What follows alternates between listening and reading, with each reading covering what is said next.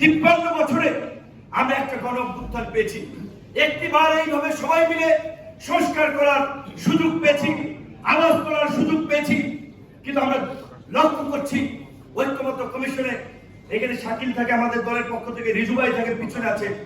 ঐক্যমত্য কমিশন নাম ঐক্যমত্য কমিশন, কিন্তু সেখানের আলোচনায় বেশিরভাগ নেতৃবৃন্দ ব্যক্তিদের কণ্ঠে অনৈক্যের সুর। কারণ সবাই যার যার দলীয় পজিশন কি, দলের এজেন্ডা কি, সেইটা নিয়ে টেলিভিশন লাইভ করে ফেস দেখাতে কথা বলতে ব্যস্ত। আবার কেউ কেউ ভাবছে যে কোন দলের ঘাড়ে ভর করে এমপি হবে, কাজী সংস্কারের প্রশ্নে যদি তার অবস্থানটা সেই দলের বিপরীত হয় তাহলে তো তার মনোনয়ন সুইচে যায়। এইটা যদি এই ঐক্যমত্য কমিশনে আলোচকদের অবস্থা হয় তাহলে আমি ঐক্যমত্য কমিশনকে আগেও বলেছি, এখনো বলবো, ওই 30 থেকে 35টি দল যাদের অনেক দলের কোন সাংগঠনিক অস্তিত্ব নাই রাজনীতির মাঠে, তাদের কথায় ঐক্যমত্য কমিশন জাতীয় ঐক্য কিংবা এই জুলাই সনদের বিষয়ে শুধুমাত্র সিদ্ধান্ত নিতে পারবে না।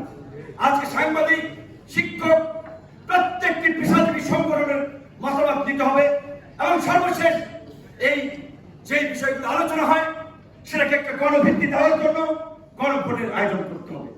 আমরা দেখতে পাচ্ছি রাজনৈতিক অনেক দল তাদের সুবিধার জন্য অনেক জায়গায় আসতে পারে।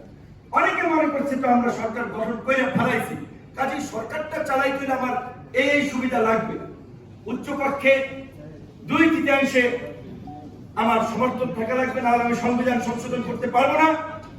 নিম্নকক্ষে লাগবে একটা দলকে বিবেচনা করে তো এই রকমের একটি জাতীয় সনদ বাস্তবায়নের আলাপ করা যায় না।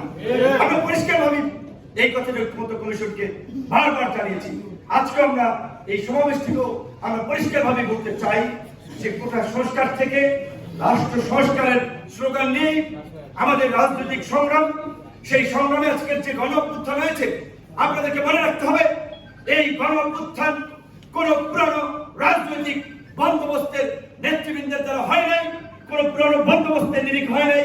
পুরানো বন্দোবস্তের পরিবর্তনের জন্য, পুরানো ধারার পরিবর্তনের জন্যই তরুণদের নেতৃত্বে এই গণঅভ্যুত্থান হয়েছে।